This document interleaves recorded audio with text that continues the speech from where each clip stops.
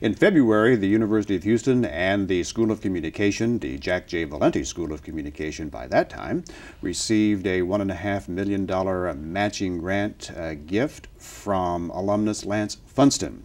And in the past several months, we've been out raising some money to match that matching gift and to get some plans for the School of Communication and just to see what we need and where we're going and how we're going to do that. And we're going to ask all sorts of questions like that to Beth Olson, the director of the Jack J. Valenti School of Communication.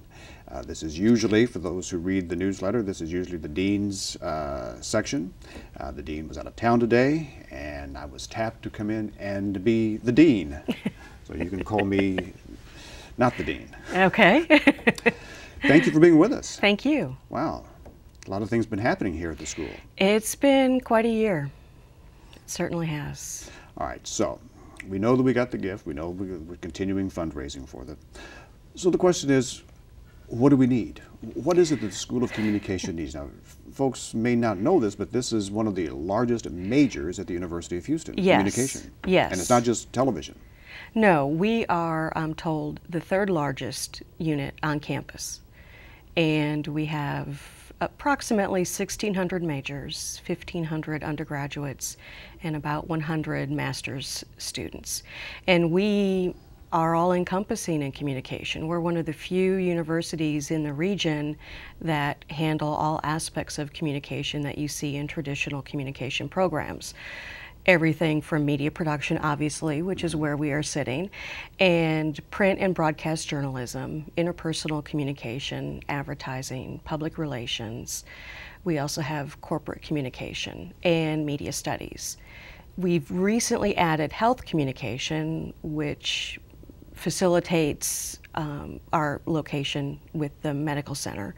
And then two, we're hoping to add in the coming year an integrated communication track for our students, which encompasses pieces of corporate communication, advertising, and public relations. Okay. In health communication, what do we do there?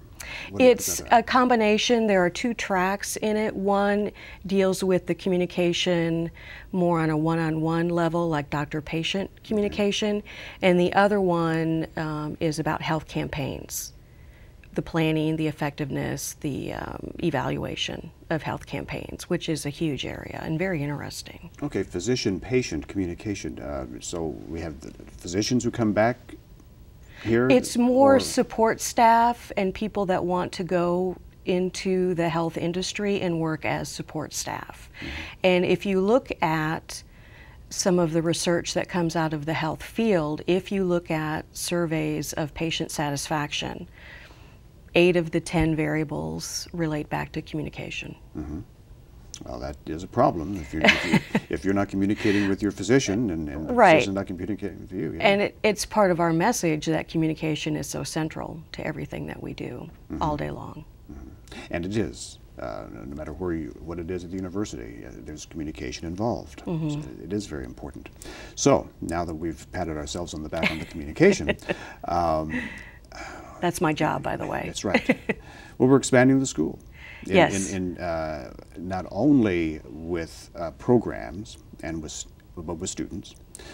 When you do that, you also need facilities to match it. And, yes. And the tools to do your teaching. Right. And Lance Funston, who we are very appreciative of his interest in us and his support, has a background in media production and has a media-based company.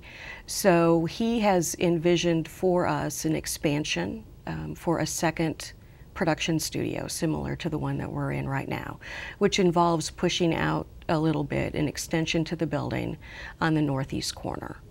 So that will give us some more space for media production, and we're still in the development plans of that, of putting all of that together and deciding what goes where and what we'll be able to get with the amount of money that we've raised so far. We're hoping for an additional classroom as well, and of course some support. So this is offices. Not just a remodeling of part of the building, but an extension.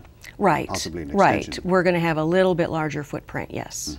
And also with that will be the creation of a more notable entrance.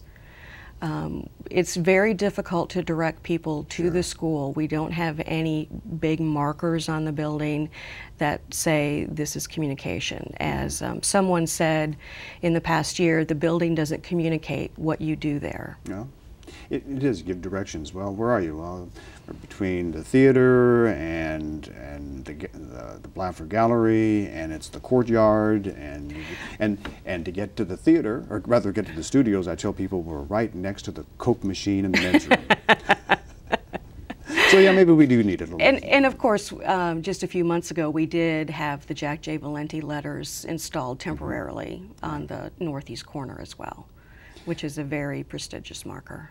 But what we're doing for the future is just a continuation of what we have been doing. Just recently, we upgraded the computer lab. Yes, award-winning computer lab. Well, tell me about it. It was a reconfiguration of that space to make use of square footage that was devoted to dark rooms, plumbing and all. And obviously, those are dated, and we no longer process photography in that manner. Everything, of course, is now digital.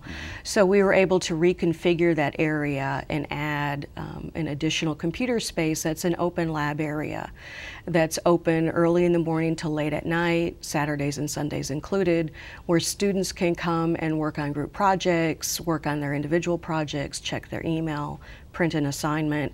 And it really has gone a long way and was very carefully designed by Sean McCombs to meet that kind of need, the way that students work today, to serve as a gathering point so students can develop a better sense of community with the school.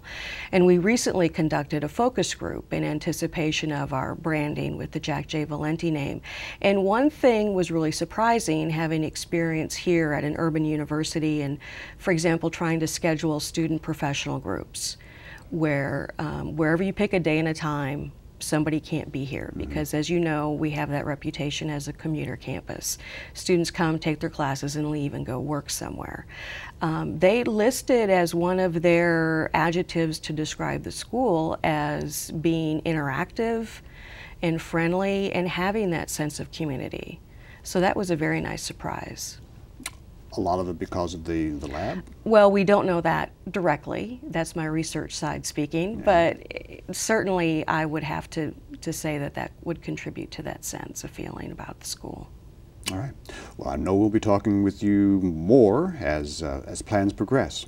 And I thank you for taking the time to be with us. And here in the summer, other things going on, but thank you for being with us. And thank you for being with us, and we'll see you next month here on Graffiti.